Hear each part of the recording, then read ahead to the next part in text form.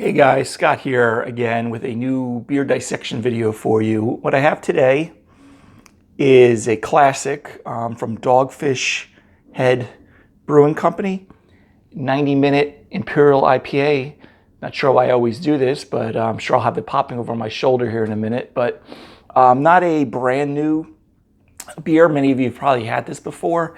I do have a video under beer dissection of the 60-minute IPA.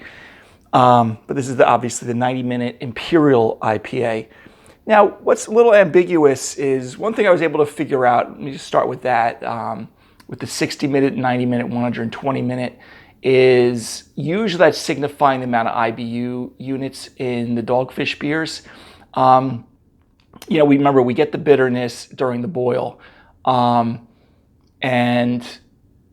a lot of the alpha acids are utilized, and it creates the bitterness. And why we want that bitterness? Because it offsets the malt, especially in something this beer is at 9% alcohol, so I'm sure the grist has a ton of grain in it.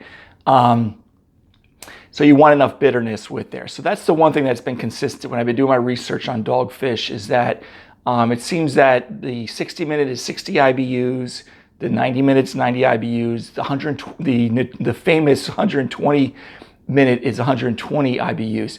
They seem to be a little misleading on, maybe not necessarily from Dogfish, but some of the things on the internet, I should just say. Maybe just pick on the internet, that whether they're actually boiling for 60, 90, 120 minutes. Now, that does occur. I mean, that happens a lot with like wee heavies, a British style beer and things like that. But at times it looks like they're saying they're boiling it for 90 minutes or 120 minutes. In other areas, it doesn't allude to that at all. It actually alludes to that IBU unit. So regardless, irregardless I should say, irregardless is not a word, but regardless, that's kind of what I've seen perusing some of the websites. Now, Dogfish is originally out of Delaware. I know they were bought out by one of the big beer companies, if not Budweiser, one of the bigger companies. But originally out of Delaware, they still have a brewery down there. They may have branched out and brewing beer in other locations. But again, the 60 minutes great. I haven't had this 90-minute in probably at least 5 years or so, I believe. The 120-minute, I don't think I've ever had before at all. That one's,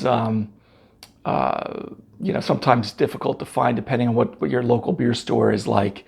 So anyway, so this is an Imperial IPA at 9% alcohol, and not much more specs than that. Just taking a look at it here. I'll probably have something spinning over my shoulder. With kind of for those of you that are, real beer geeks that like to look at that. But, so let's crack this bad boy open. I got my typical, kind of tulip pint glass here, which is fine with this. You could use a regular tulip glass, that oversized snifter sometimes you see me use. That's all fine, okay? So, and again, like I said, I did a video on the 60-minute, and this being the Imperial IPA, I'm sure I'm probably going to have to just do one video and take a nap. Okay. All right, so let's take a look at this. All right, so we got a nice kind of light beige, tannish head, pretty tight bubbles. I pour very aggressively these days, especially in these videos, because I really want to kind of see what the head looks like.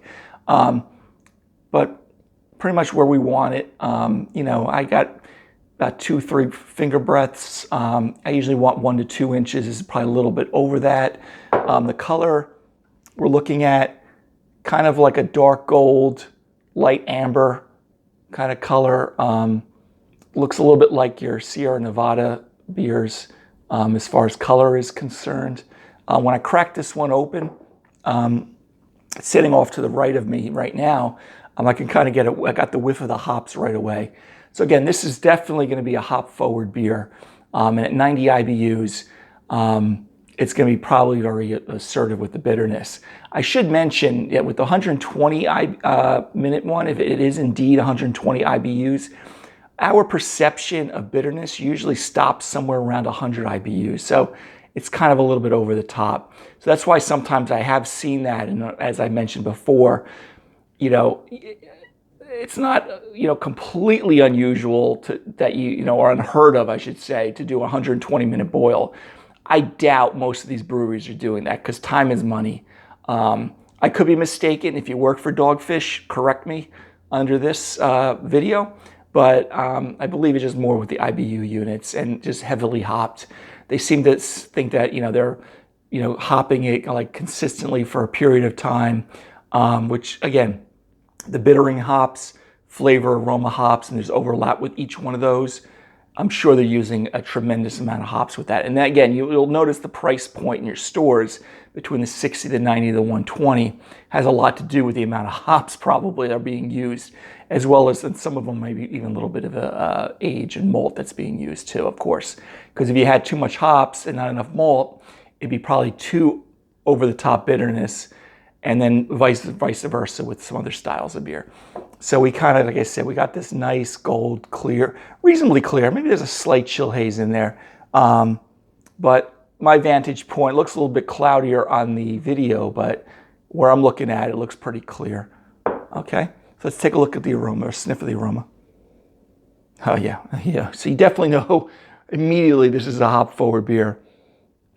You get a little citrus, like maybe like apricot.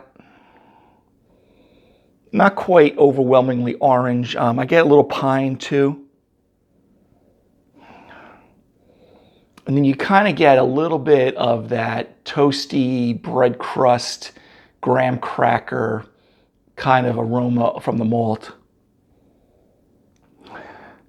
But definitely pine trees here, guys. So it's kind of like a little bit more like a Pacific Northwest aroma, West Coast IPA type of aroma that I'm getting most from here. But very nice.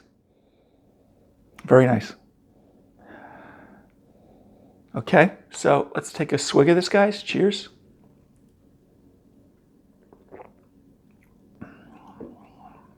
Okay. So definitely get that citrus. Again, apricot. It's kind of like a rummy apricot that you get on the palate. Pretty full-bodied, which you would expect. It's something around 9%. What's pleasant is I'm not getting a lot of that alcoholic warmth. Some people like that alcoholic warmth. At 9%, I would get that. Maybe slightly, but not, overbearing, but definitely a good medium to full mouthfeel you're having here. A slight amount of creaminess I get on this when it's coating my tongue. Let me get the bitterness too. Yeah, definitely like, slap you in the face, assertive to highly assertive bitterness. But again, at 90 IBUs, that's the ballpark. But that's what you're paying for if you really enjoy your IPAs. Some of that lip puckering thing, but it's not astringent. Remember, with sometimes the astringency will be almost like a pithy from an orange or a grapefruit. The bitterness, you let it sit on your tongue, but that's 15 seconds, 30 seconds, and then you kind of get a hit of it at that point, and then it kind of fleets away a little bit in the higher quality beers. Some of the New England IPAs, even though they're not highly bitter, sometimes the hops sit there and you get like a lot of astringency. This is pretty smooth though. So I hate to say, well, it's definitely, I want to say balanced, but this is definitely an IPA from there. Balanced in the sense is you've got the bitterness, but there is a pretty substantial big malty backbone from the bread crust, toast kind of flavor that you get from there. I don't know the grist specifically from this beer, so I couldn't tell you if they're using like crystal malts or biscuit malts and things like that. But you do get that in the profile. You get that bread crust, toast, maybe a little biscuit, like maybe slightly caramelized biscuit there. But on the hop flavor and aroma, I get this kind of candied, rummy apricot type of flavor on the hop flavor and the aroma that I said before.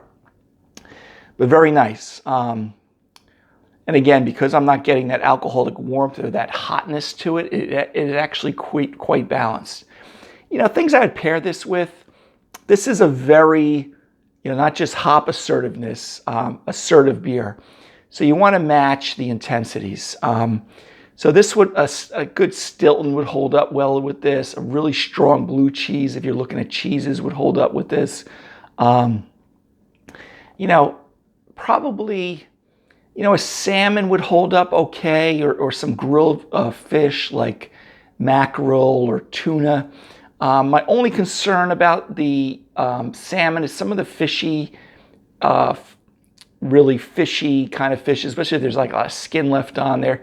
Sometimes you get like some people get like a metallic taste when they drink a really high bitter IPA. So you may want to be careful about that. But again, there's enough like that rummy, citrusy apricot thing that, even if you had a very bold salad, like a Cobb salad and things like that, this may be do okay with like a blue cheese dressing. You may be even all right with that. But very good, guys. I have good memories of the 60-minute. One thing I want to mention, these beers start, going exponentially in cost. The 60-minute, the 90-minute, and the 120. Now, like I said, I don't recall having the 120. I've had the 60 many times. I've had the 90. I've had this 90, again, roughly 5 years ago. The 120, I don't recall having it. It's possible I did. But, exponentially it's going up in cost. You may really enjoy that 60-minute just as much as the 90 and the 120-minute as far as just pleasurable beer drinking experience without having to fork out, a ton of money for it. So something like this, 90-minute, I'd probably be just as happy with the 60-minute. Just get one more taste. In the aftertaste, unfortunately, I get a little bit of that vegetative quality that sometimes I get with some hops. I don't see a bottling date, packaging date, and or best by date on this. Maybe on the 6-pack container, I got to take a closer look at it. Sometimes you got to be careful with these IPAs too. When you get them, they're really intended to drink fresh. So you want to make sure you try to do that. Maybe the 120-minute, because it's got such a malty backbone, you may get away with it for a little while longer. But don't treat these like they're imperial stouts or really heavy stouts with a high ABV, in my opinion, okay? Or things like goose or some lambics that you may have laying around, or Orval or things like that. I would probably drink these as fresh as you can, in my opinion, my taste buds.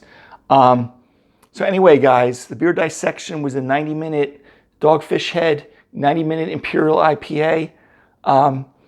If I was grading, like some of you have chimed in and you really like me grading these, it's a good solid A- beer.